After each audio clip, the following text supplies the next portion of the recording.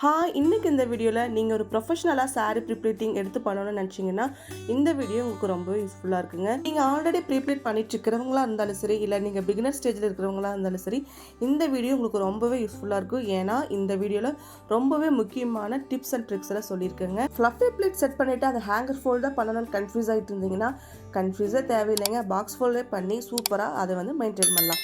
அது எப்படின்னு தெரிஞ்சுக்கணுன்னா நம்ம சேனலை சப்ஸ்கிரைப் பண்ணிக்கோங்க. உங்களோட கமெண்ட் பாக்ஸில் சொல்லுங்கள். இன்றைக்கி நம்ம கிளைண்ட்டோட ஒரு saree எடுத்திருக்கோம். ஸோ இளம்பிள்ளையில் வாங்கின சாரீங்க. இந்த சில்க் saree எவ்வளோ இருக்குதுன்னு சொல்லிட்டு சும்மா ஒரு அப்ராக்சிமேட் ரேட் சொல்லுங்களேன். யார் கரெக்டாக சொல்கிறீங்கன்னு பார்க்கலாம். ஸோ ரொம்பவே சூப்பராக இருக்குது. நல்லா ப்ளீட் பண்ணுறதுக்கும் நல்லாவே இருந்துச்சுங்க. saree ரொம்ப அழகாக இருந்தது. ஓகே, இப்போ நம்ம ப்ரொஃபஷ்னலுக்குள்ளே வந்துடுவோம். ஓகே, இப்போ வந்து நம்ம பல்லு ப்ளீட் வந்து நம்ம செட் பண்ண போகிறோங்க. யூஸ்வலாக இந்த மாதிரி வந்து பல்லு ப்ளீட் வந்து இப்போ இந்த டைப்பில் இப்போ நான் பண்ணிகிட்ருக்கிற மெத்தடில் நீங்கள் பண்ணிங்கன்னா ஸோ நீட்டாக இருக்கும். ஃபினிஷிங்கும் உங்களுக்கு நீட்டாக வரும். அது ஏன் நான் இந்த மெத்தடில் பண்ண சொல்கிறேன்னு சொல்லிட்டு உங்களுக்கு வீடியோவோட பாதியிலேயே, இந்த போர்ஷனோட பாதியிலே உங்களுக்கு தெரிஞ்சிடும். வழக்கமாக நம்ம உங்களோட லெஃப்ட் சைடில் வந்து பார்டர் ஃபிக்ஸ் பண்ணுவோம்ல, இந்த பல்லு ஹெம் அதை வந்து ஃபிக்ஸ் பண்ணிவிட்டு அப்புறம் என்ன பண்ணுவோம், ரைட்லேருந்து ஒவ்வொரு தலைப்பாக எடுத்து கொண்டு வந்து நம்ம அயர்ன் பண்ணுவோம். ஓகேங்களா? ஸோ இதில் வந்து ஒரு அட்வான்டேஜ் என்னன்னு சொல்லி பார்த்தீங்கன்னா, மெயினான அட்வான்டேஜே அது இருக்குது. ஸோ இந்த பல்லு ப்ளீட் ஃபினிஷிங்கில் உங்களுக்கு தெரியும் அது என்னன்னு சொல்லிட்டு. ஏன் வந்து நான் இந்த மாதிரி மெத்தடில் பண்ணுங்க அப்படின்னு சொல்கிறது உங்களுக்கு அந்த இதில் தெரியும். ஸோ இந்த மாதிரி கொஞ்சம் கொஞ்சமாக நீங்கள் வந்து கரெக்டாக எடுத்துகிட்டு பண்ணுறப்போ ஃபஸ்ட்டு வந்து உங்களுக்கு வந்து ப்ளீட் வந்து எல்லா ப்ளீட்டுமே உள்ளே இருக்கிற ப்ளீட் எல்லாமே நீட்டாக வந்துடும் ஒன்ஸ். ஓகேங்களா? ரெண்டாவது வந்து பார்த்திங்கன்னா, ஸோ உங்களுக்கு ஒரு சிலவங்க வந்து கேட்பாங்க இல்லையா, எனக்கு வந்து ப்ளீட் வந்து நிறையா வேணும், நான் எடுக்கிற ப்ளீட்டில் 5 ப்ளீட் மேக்ஸிமம் வந்து 5 ப்ளீட் 6 ப்ளீட் தான் எடுப்பாங்க. அப்படி எடுக்கிறவங்களுக்கு வந்து இந்த மாதிரி மெத்தடில் நீங்கள் பண்ணிங்கன்னா, அவங்க ப்ளீட் வந்து அதிகமாக கேட்குறவங்களா இருந்ததுன்னா ஸோ இந்த மெத்தடில் நீங்கள் பண்ணிங்கன்னா கண்டிப்பாக 9 ப்ளீட்ஸ் வரைக்கும் சூப்பராகவே எடுத்துடலாம். ரொம்பவும் ப்ளீட் வந்து ரொம்பவே குட்டி குட்டியாக இல்லாமல் ஆவரேஜாக இருக்கும். அதனால் பார்க்குறதுக்கும் வந்து ரொம்ப நீட்டாக இருக்கும். ஸோ பெரியவங்க கூட நம்ம வந்து இந்த மாதிரி 9 ப்ளீட்ஸ் வரைக்கும் எடுத்தாலும் ரொம்ப ஆக்வர்டாலாம் தெரியாது. ஓகேங்களா? ஸோ செகண்ட் ஸ்டெப் என்னென்னு பார்த்தீங்கன்னா, ஸோ சில பேர் வந்து பண்ணுற மிஸ்டேக்கே வந்து பார்த்திங்கன்னா, எப்படி வந்து ஃபோல்ட் பண்ணுறங்கிறது தெரியாமல் ஏதோ ஒன்று மாற்றி வைக்கிறாங்கங்கிற மாதிரி கன்ஃபியூஸ் ஆயிடுவாங்க. ஸோ எங்கிட்ட கிளாஸுக்கு வர ஸ்டூடெண்ட்டே வந்து நிறைய கன்ஃபியூஷன்ஸில் இந்த போர்ஷன் மட்டும் ரொம்ப நேரம் வந்து டைம் எடுத்துக்குவாங்க. ஸோ அப்படி இல்லாமல் ஸோ இந்த வீடியோவில் பார்க்குற மாதிரி ஜிக்ஸாக் டைப்பில் எடுத்துக்கோங்க. ஒரு சேஃப்டி பின் வச்சு ஃபஸ்ட்டு பின் பண்ணிடுங்க. நீங்கள் எப்படி எடுத்தாலும் ஃபஸ்ட்டு ஸ்டெப்பில் நீங்கள் எப்படி எடுத்தாலும் அதை அப்படியே வந்து ஒரு பின் பண்ணிவிட்டு இந்த மாதிரி 2 கிளிப் வச்சு உங்கள் டேபிளோட வச்சு ஃபிக்ஸ் பண்ணிடுவீங்க. ஓகேங்களா? இப்போ நான் ஏன் இந்த மாதிரி மெத்தடில் பண்ணுங்க அப்படின்னு சொன்னேன் அப்படின்னா, இப்போ பாருங்கள், இப்போ நீங்கள் எடுத்தாலும் அதாவது ஃபஸ்ட்டு அட்டம்ப்டில் வந்து நீங்கள் வந்து சொல்லப்போனால் இந்த பேச்சு வழக்கில் சொல்கிற மாதிரி ஏசல் ஓசல்னு சொல்லுவாங்க இல்லையா, ஸோ அன்ஈவனாக வந்து எடுக்கிறப்போ நீங்கள் அப்படியே வந்து ஒரு சேஃப்டி பின் வச்சு பின் பண்ணினாலும் ஸோ அதுக்கப்புறம் எடுக்கிற ப்ளீட்டெல்லாம் இந்த மாதிரி கரெக்டாக கீழே பாட்டம்லேருந்து நீங்கள் செட் பண்ணுறப்போ கரெக்டாக அந்த மடிப்போடு சேர்த்து அந்த ப்ளீட்டு வருது இல்லைங்களா, அந்த ப்ளீட்டை வந்து நீங்கள் எடுத்து வச்சிங்கனாவே போதும். ஸோ இந்த மாதிரி பண்ணிங்கன்னா உங்களுக்கு ரொம்ப ஈஸியாக இருக்கும். நீங்கள் வேணால் ஒரு டைம் ட்ரை பண்ணி பாருங்கள். பிகினர் ஸ்டேஜில் இருக்கிறவங்க தடுமாறுற ஃபஸ்ட்டு இடமே வந்து பார்த்திங்கன்னா இந்த பல்லு தான். அதனால் ஏதாவது இந்த ஃபஸ்ட்டு போர்ஷனில் வந்து அதிலே வந்து டயர்ட் ஆகிட்டாங்க அப்படின்னா போர் அடிச்சிடும் அவங்களுக்கு. அப்போ என்ன பண்ணணும்னா, எக்ஸாக்டாக எடுத்துட்டுப்பில் நம்மளுக்கு வந்து 100% நீங்கள் எதிர்பார்க்கக்கூடாது. எடுத்த விஷயத்தை வந்து கரெக்டாக ஹேண்டில் பண்ண தெரியணும். ஒரு விஷயத்தை வந்து தப்பு பண்ணுறோன்னா அதை கரெக்ட் பண்ண தெரிஞ்சிருக்கணும்னு சொல்லுவாங்க இல்லைங்களா. ஸோ அதுதான் ஃபஸ்ட்டு வந்து நீங்கள் எடுத்துகிட்டு அதுக்கப்புறம் வந்து ஒரு பின் பண்ணிடுங்க. அதுக்கப்புறம் அதுக்கப்புறம் கீழே வர ப்ளீட் எல்லாமே நீட்டாக எடுத்ததுக்கப்புறமா மறுபடியும் இப்போ டாப்பில் இருக்கிற பின்னை ரிமூவ் பண்ணி நான் என்ன பண்ணுறேன், அதை வந்து ரீஅரேஞ்ச் பண்ணிக்கிறேன். ஸோ இந்த மாதிரி பண்ணுறப்போ உங்களுக்கு ரொம்பவே ஈஸியாக இருக்கும். ஸோ அதுக்கப்புறம் பண்ணுறதெல்லாம் வந்து பார்த்திங்கன்னா, நம்ம அயர்ன் பண்ணுறதுக்கு முன்னாடி ப்ளீட்ஸ் எல்லாமே வந்து ஈவனாக இருக்கிற மாதிரி வச்சுட்டு கரெக்டாக நீங்கள் வந்து அயர்ன் பண்ணி ஃபினிஷ் பண்ணிடுங்க. ஸோ இதே மாதிரி தான் நம்மளுக்கு வந்து நம்ம ஷோல்டர் பின் நம்ம அளவு எடுத்துருப்போம் இல்லையா, பல்லு வந்து எவ்வளோ ஹைட்டு தான் வேணுங்கிற மெஷர்மெண்ட் வச்சுருப்போம் இல்லையா, ஸோ அது வரைக்கும் இதே மாதிரி ஃபார்மெட்டில் நம்ம பண்ணி ஃபினிஷ் பண்ணிட போகிறோம். ஸோ பார்த்தீங்களா எவ்வளோ ஃபினிஷிங் வந்து எவ்வளோ பர்ஃபெக்டாக வந்திருக்குன்னு. ஸோ கண்டிப்பாக நீங்களும் பல்லு ப்ளீட் பண்ணுறப்போ ஸோ ஃபஸ்ட் அட்டம்ப்டில் வரல, இல்லை ரொம்ப மறுபடியும் திருப்பி பண்ணுற மாதிரி இருக்கிற மாதிரி இருந்துச்சுன்னா இந்த மெத்தடில் ட்ரை பண்ணி பாருங்கள். ரொம்பவே ஈஸியாக இருக்கும், ரொம்பவே கம்ஃபர்டபுளாகவும் இருக்கும்.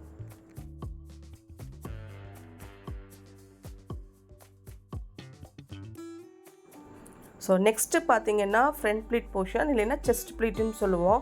ஸோ இந்த செஸ்ட் ப்ளீட் பொறுத்தளவுக்கு ஃபஸ்ட்டு பாயிண்ட்டு நீங்கள் வந்து உங்களோட பர்ஸ்ட் மெஷர்மெண்ட்டுக்கு தகுந்த மாதிரி ஸ்ப்ரெட் பண்ணணும். அதாவது உங்களோட பர்ஸ்ட் மெஷர்மெண்ட்லேருந்து ஹாஃப் எடுத்து ஃபிக்ஸ் பண்ணிவிட்டு நீங்கள் அதுக்கு தகுந்த மாதிரி ஸ்ப்ரெட் பண்ணணும். ரெண்டாவது அந்த ஸ்ப்ரெட்டிங் பார்த்தீங்க அப்படின்னா ஸோ உங்களோட ரைட் சைடு பார்டர் வந்து ஸ்ட்ரெயிட்டாகவும் லெஃப்ட் சைடில் இருக்கிற பார்டர் வந்து க்ராஸாகவும் இருக்கிற மாதிரி இருந்துச்சுன்னா ஃபினிஷிங் வந்து நல்லாயிருக்கும். நீங்கள் ஆஃப்டர் வேரிங்க்கு அப்புறம் ஸோ ஒரு நீட்டான லுக் இருக்குங்க.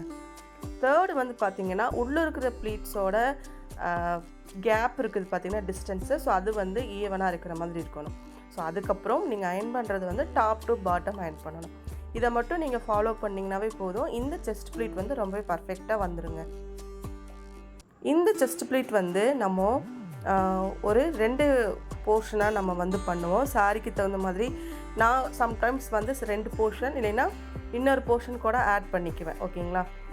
ஸோ நீங்கள் ப்ரொஃபஷ்னலாக இன்னுமே வந்து லேர்ன் பண்ணிக்கணும்னு நினச்சிங்கன்னா நம்ம ரியா ட்ரைபிங் ஸ்டுடியோ ஆன்லைன் கிளாஸில் ஜாயின் பண்ணிக்கலாங்க. ரொம்பவே ஆஃபர்டபுள் ப்ரைஸில் ப்ரொஃபஷ்னலாக அட்வான்ஸ்ட் லெவல் கோர்ஸ் வந்து சொல்லி கொடுத்துட்ருக்கேன். ஸோ ஃபர்தர் டீட்டெயில்ஸ் உங்களுக்கு தேவைப்பட்டதுன்னா ஸ்க்ரீனில் தெரிகிற இந்த நம்பருக்கு நீங்கள் காண்டாக்ட் பண்ணி உங்களோட டீட்டெயில்ஸை நீங்கள் தெரிஞ்சுக்கலாம். ஸோ நெக்ஸ்ட் ஸ்டெப் பார்த்தீங்கன்னா சென்டர் ப்ளீட். சாரீலேயே ரொம்ப வந்து க்யூட்டாக இருக்கிற போர்ஷன் கேட்டிங்கன்னா சென்டர் ப்ளீட். ஏன்னா இதில் தான் வந்து ஃப்ளஃபி ப்ளீட்ஸ் இப்போ இருக்கிற ட்ரெண்டிங் 2K25 பார்த்தீங்கன்னா ரொம்பவே ட்ரெண்டிங்காக போயிட்டுருக்கிறது ஃப்ளஃபி ப்ளீட்ஸ். ஸோ சில சாரீஸில் வந்து நேச்சுரலாகவே ஃப்ளஃபீஸ் வரும், சில சாரீஸில் வராது. ஸோ அப்படி வராத சாரீ கூட சில ட்ரிக்ஸ் வந்து யூஸ் பண்ணி நம்ம ஃப்ளஃபினஸை வந்து நம்ம கொண்டு வரலாம். ஓகேங்களா? ஸோ ஃபஸ்ட்டு வந்து நம்ம ப்ளீட் வந்து நம்ம எடுத்துக்கிறோம். ஸோ சில பேருக்கு வந்து 10 ப்ளீட்டுக்கு மேலே கூட வருங்க. சில பேர் கொஞ்சம் ஹிப் மெஷர்மெண்ட் வந்து கொஞ்சம் அதிகமாக இருக்கிறவங்களுக்கு ஒரு 6லேருந்து 7 ப்ளீட் தான் வரும். ஸோ அப்படி இருக்கிறவங்களுக்கு வந்து நம்ம ப்ளீட் வந்து அதிகமாக கேட்குறாங்கன்னு வச்சுக்கோங்களேன். ஸோ அப்படி இருக்கிறவங்களுக்காக நம்ம ப்ளீட் வந்து நீங்கள் எடுக்கிற ப்ளீட் வந்து மெஷர்மெண்ட் வந்து சின்னதாக எடுத்துக்கணும். ஓகேங்களா? இப்போ ஒரு 3.5 இன்ச்சு 3 இன்ச்சு அந்த மாதிரி ரேஞ்சில் நீங்கள் எடுத்துட்டிங்கன்னா ஆவரேஜாக ஒரு 7 ப்ளீட்ஸ் வரைக்கும் நீங்கள் கொஞ்சம் குண்டாக இருந்தால் கூட நீங்கள் உங்களுக்கு எடுத்துக்கலாம். அதர்வைஸ் நீங்கள் லீனாக இருக்கிறவங்களுக்கு தாராளமாக 10 ப்ளீட்டுக்கும் மேலே கூட வரும். ஸோ ப்ளீட்ஸ் வந்து நம்ம கொஞ்சம் ஆவரேஜாக ஒரு 0.5 cm இல்லை 1 cm ப்ளீட்டுக்கு தகுந்த மாதிரி நீங்கள் ஸ்ப்ரெட் பண்ணிவிட்டு ஸோ இந்த இடத்துல பின் பண்ணுறதுக்கு மட்டும் நல்லா பிக் சைஸ் சேஃப்டி பின் வந்து யூஸ் பண்ணிக்கோங்க. ஸோ அப்போ தான் ஹேண்டில் பண்ணுறதுக்கு ஈஸியாக இருக்கும்.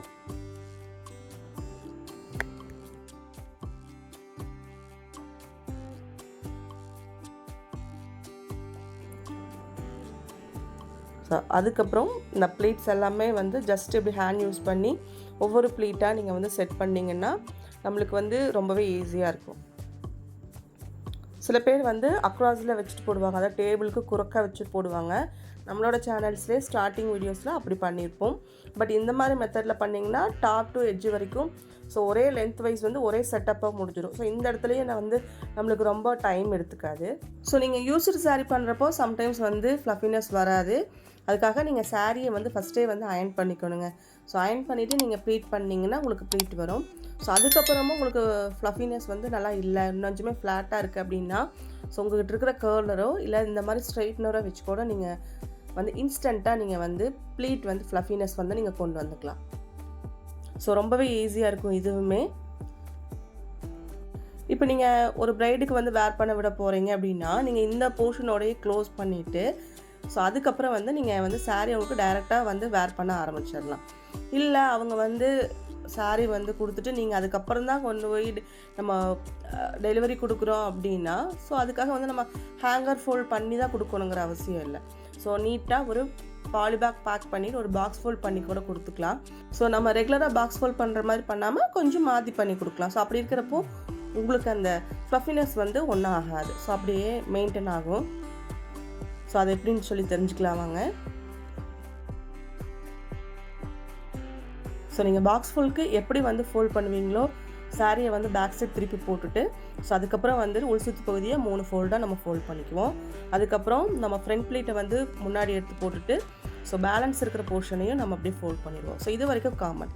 ஸோ அதுக்கப்புறம் லெஃப்ட் சைட்லேருந்து 2 ஃபோல்ட் வந்து ஃபோல்ட் பண்ணிக்கோங்க.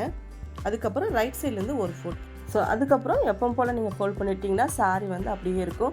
ஸோ இது அப்படியே வந்து ஒரு பாலிபேக் பேக் பண்ணி ஃபினிஷ் பண்ணிடலாம். ஸோ இந்த வீடியோ உங்களுக்கு எப்படி இருந்துச்சுன்னு சொல்லிட்டு நம்மளோட கமெண்ட் பாக்ஸில் கமெண்ட் பண்ணுங்கள். உங்களோட எக்ஸ்பீரியன்ஸை ஷேர் பண்ணுங்கள்.